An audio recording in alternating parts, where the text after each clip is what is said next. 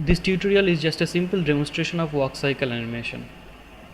This is not going to be an introduction course of how to animate and use animation softwares or how to use the tools of the software. Walk cycle is simply the way of moving our body from one place to another using our legs. While doing it, we continuously try to balance ourselves, preventing not to falling the ground. Walk cycle is a looping movement or animation of a walking character. So a walk cycle may look like it's very complicated thing at first, but when you break it down to simpler poses, then you will find that it's not really that much complicated at all. So instead of thinking the walk cycle as so many different poses to memorize, let's break down it into essential poses. Well, the first pose is called the contact pose. It's because this is where both foot contact the ground. And the second pose is called the passing pose. And in this pose, the foot passes each other. So to complete the walk cycle, we need to repeat these essential two poses, or reverse the position of the legs in order to let the both feet to take a step to complete the cycle. So coming to this next example, the main pose, the pose to start with the walk cycle is the contact pose. In order to make a looping animation, we need to repeat the first pose, but this time the position of the legs and the hands are reversing. Like in this frame, this left hand of our stick figure is going forward, right? But when the second contact pose comes, the hand which was forward, which was going forward, is now going backward. So that is the general idea. Now the second essential pose is the passing pose, which is going to be in between the contact poses. And one thing here is to notice that each and every key poses are going to be in the odd number, because we start our animation from frame 1, so that's why each and every frame goes on the odd number. This legs, which was this left leg, which was going backward, now coming forward, right? And now it's in the middle, and the leg which was at front in contact pose is passing. We have to repeat the same passing pose one more time to get the looping animation, but this time position of the legs and feet are going to be reversed, as we have shown in the real walk example. Now in order to create this walk animation much more realistic, we need to add some more frame. Here one more thing is very important to notice, that all the heads of this moving character is almost on the right length, so it may not be in exact same position in the real world example, but to make this animation much more simpler, I am going to place them in the same position. So after the contact pose and the passing pose, the breakdown poses comes next are the up pose and the down pose. So as I've shown in the real world walking example, that when we walk, our the movement of our body goes up and down because of the cycling of our legs. That's why the third key pose we are going to add is these high points or the up poses. Okay, and here the position of the legs will be the in between poses of the contact pose of the pass and the passing pose. So this leg is going a little bit forward, and this leg, the left leg, is going a little bit backward. And the same thing here, but in reverse. The left leg is going a little bit forward and the right leg is going a little bit backward. And I have kept the position of the heads of the high points in same line in order to make the animation much more simpler. So the next big breakdown poses, these are not the key poses. The key poses, you can say, the contact pose and the passing pose. And the breakdown pose comes the next is the recoil poses or the down poses. Yeah, the down poses. As you can see here, what happened when you are stepping your a foot on the ground, because of the gravity your body goes down, and that's why your legs get bent a little, and that's why mainly the whole body follows through the motion. And the second time when the recoil pose reverse in frame 29, by the way, you can see all these frames are four frame apart from each other. Now we are going to add one more frame here, which will be the in between pose, in between frames, to make the animation a twos animation.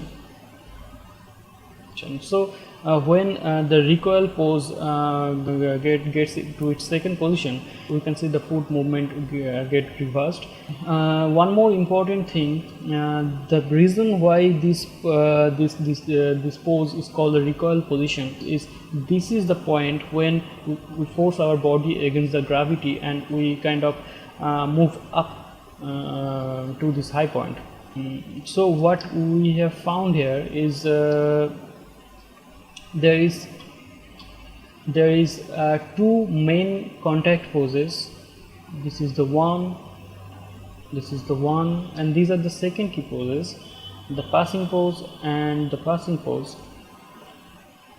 And in between these main four key poses we have two breakdown poses, and these are the high points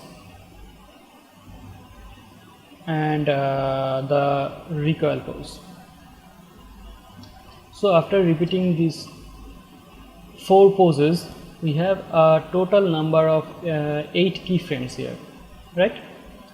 Now to make a looping animation, what you need to do is we have to go back to the first contact pose at the end, because after reaching this pose the animation is going to loop from the start again. I'm gonna go round and round and round to create a walk cycle animation. Now this whole thing might look very much complicated again, but when we start doing the animation, you're gonna find that it's not really that tough. It's going to be easier than you are thinking. Now after breaking down all the keyframes, one more thing that is very important here to mention is the follow-throughs of our body, or we should say the inertia of the motion. I mean to walk, the main body parts that we use is our legs, right? But the legs are not the only body parts it moves, because we know when you do something, our whole body has some kind of follow through to support that action. In walking animation, the very much visible follow through is the hands, right? So we may not need to move our hands while we are walking, but to keep the balance of our body, we just do it. So and the third kind of follow through happens with all over our body, like as you can see here, when our body reaches the down position, our head kind of goes like this backward. I'm just exaggerating the movement to demonstrate the animation much more clearly. And when we reach to the high point, our body goes kind of forward. So there's a second kind of follow through motion goes on, like an wave, backward and forward, backward and forward. and this follow through motion starts with the spine area, then gets more visible in our head when it moves in a rhythm. Okay, so that's all in this breakdown demonstration. So for 2D animation I am using Toon Boom Harmony. You can use any software you want, because the basic tool setup of all the animation softwares are kind of the same. Even Photoshop is very good for this kind of frame by frame 2D animation. So at first, to set up the scene, what I am going to do is I have imported this the stick figure stick figure image from the last example as a reference or a guide of this animation.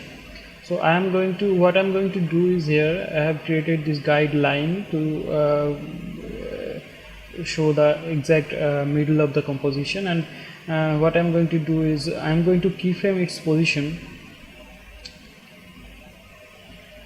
I am going to keyframe its position in every given frame. I mean, like this is going to be the position of keyframe 1. Then I'll jump to the 4th frame, and there I would like to bring the next frame, the 5th frame. And one more thing, I am going to fast forward this video time to time to keep the length of this video short. So here you go.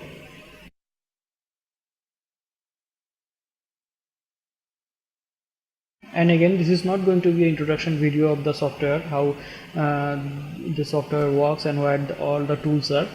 This is just going to be a quick demonstration of basic frame by frame work cycle. So after finishing positioning the background image, I can hide this, I can even delete this guideline, and this is going to be look like something like this.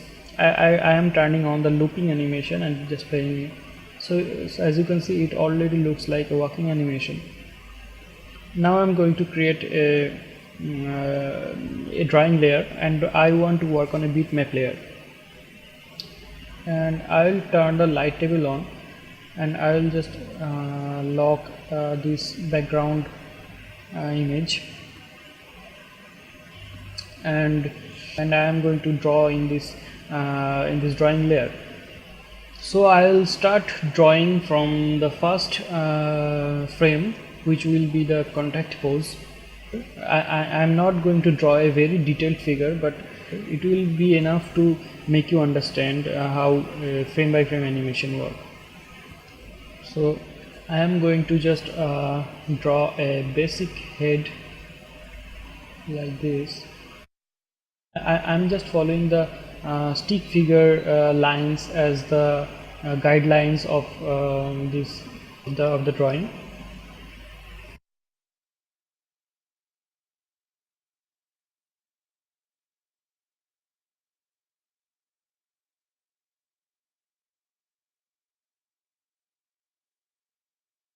So I have finished the drawing of the first contact pose, and it looks like this, not too much detailed. So as we know, this contact pose which I have done in frame 1, there will be another contact pose which will be in frame 17, right? So they will be basically the same, but we will just reverse the leg position, and which is very simple. So what I'm going to do is, I'm going to copy this drawing from frame 1, and I'm going to paste it to frame 17, right? Yes, frame 17. Now there is one important thing to remember. I have copied this drawing, I have copied the drawing from frame 1 to frame 17. But if we copy the single cell of this frame from frame 1 to frame 17, what we are looking for is not going to happen.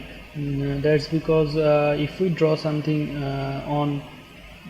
if we like draw something on frame 17, the same thing will gonna exist on frame 1, which we don't want. We want a totally separate copy in frame 17, right? So that's why again I'm going to copy the drawing from frame 1 and going to paste in frame 17. Now what you can see that here in frame 17 in another frame is created here.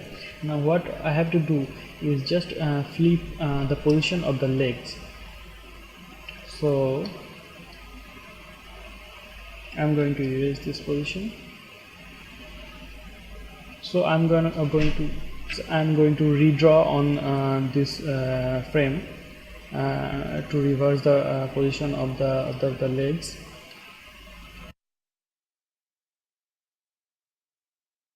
So now it looks like this,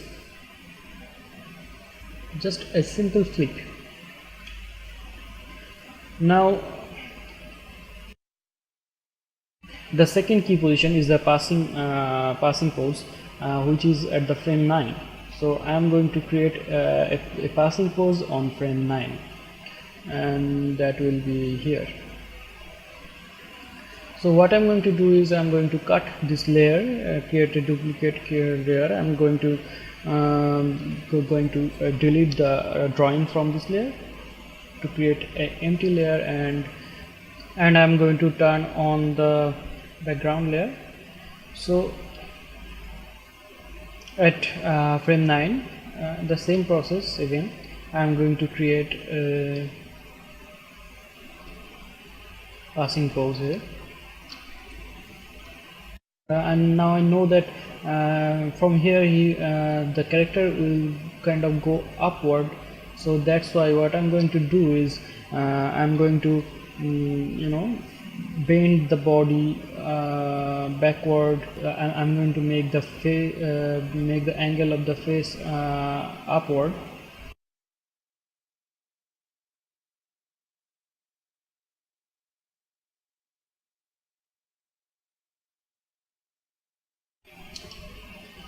So here we have finished drawing our fast passing pose. So as you can see, just by using these 3 frames, it kind of looks like that our character is walking. So what I'm going to do is the same thing again. I'm going to copy this passing frame from frame 9, and I'm going to paste it the second passing frame, which is on frame 25. So I'm going to go to frame 25, which is here, and at first I'm going to copy this frame from frame 9, then I'm going to frame 25 and paste it here. Now the same thing again here. I have to just flip the position of the legs, and the same for the hands.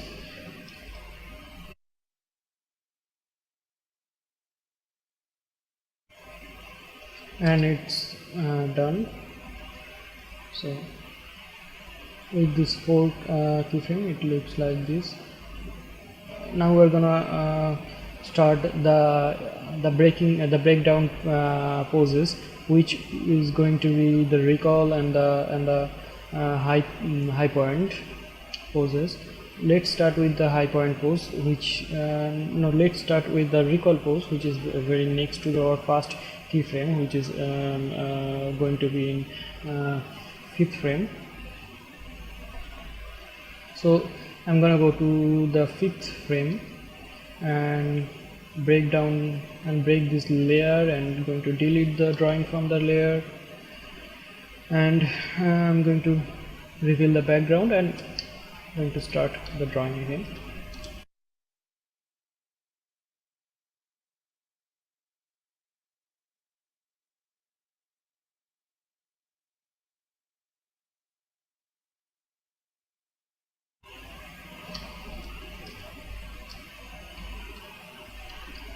And again, this is our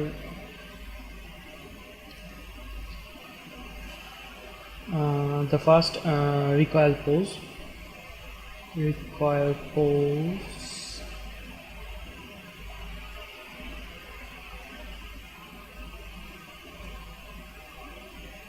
If you know the 12 principles of animation, you probably know the arc that created by the movements of our body parts. And now the way our body parts move naturally, is following a arc. Almost never our body part moves in a linear way.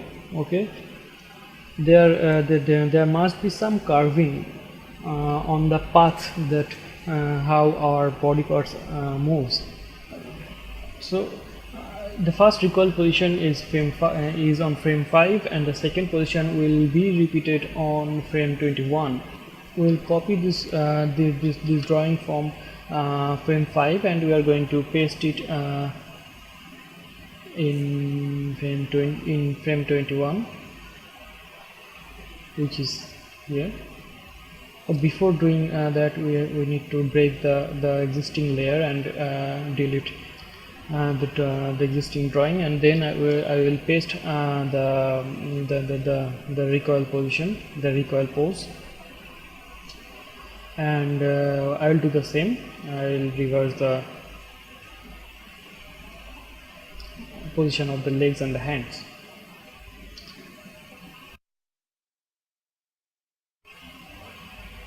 And we're finished. So as you can see, this is just I am just repeating the same thing over and over. So on the only pose left is the high points. The first high point pose is on frame 13. So I'm gonna go to frame 13, break the existing layer, delete the existing drawing, and create a new drawing following our reference background.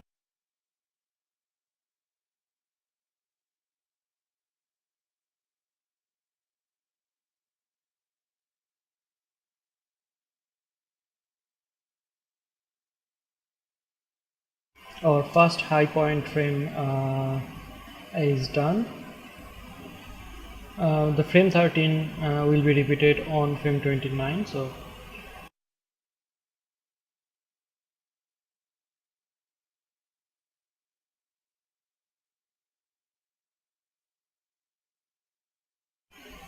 So our animation is almost done. We have repeated all the 4 poses. So we have reached to our eighth keyframe. Now, as we know, the 9th keyframe will be just the first keyframe, the first contact frame. We are going to copy the first contact pose from frame 1, and we are going to paste it at frame 33.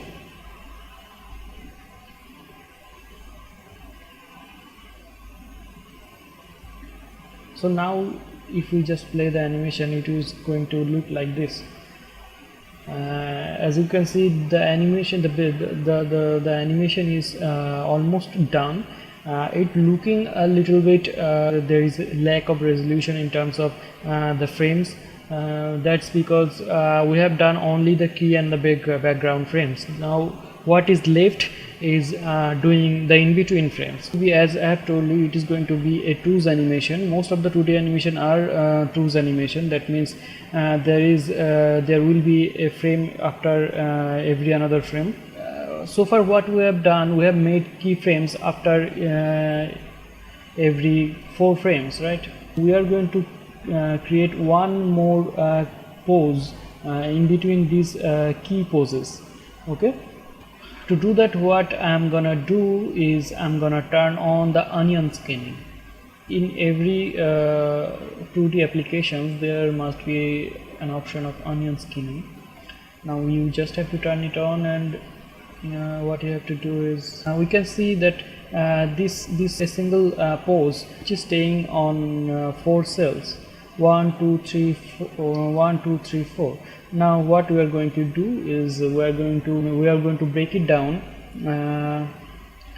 after every 2 frames, and we are going to delete the existing drawing from the breaking frame. Now what we have left of is a empty frame cell with an previous frame drawing and a next frame drawing. So you have to create a in-between frame following the previous and the next frame as a reference. You have to imagine where the the middle point should be, and you have to draw basically like this should be. I'm not going to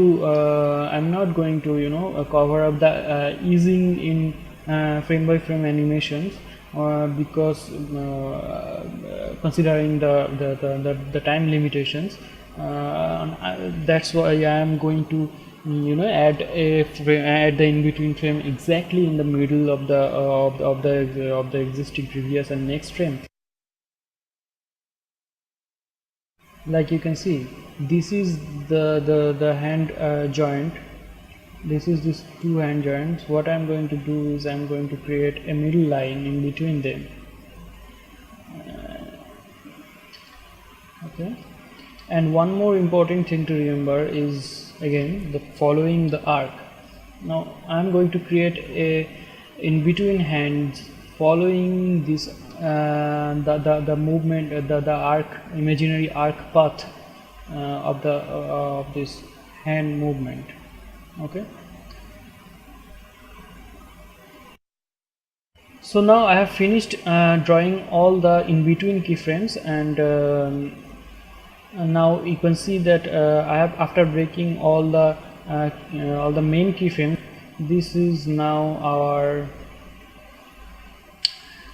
complete animated frame by frame walk cycle looks like.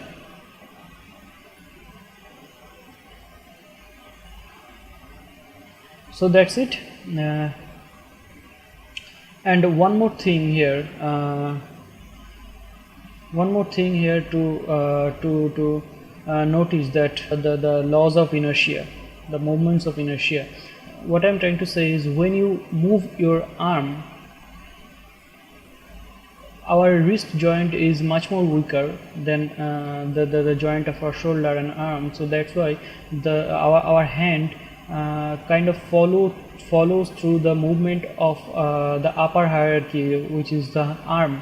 When the arm is going downwards, the wrist is still going, the other hand, this portion is still going upward, and the kind of the same thing happen when the arm comes down, like this kind of thing. I hope you can understand what I'm trying to say here. That's our simple frame by frame kind of hand drawn 2D animation.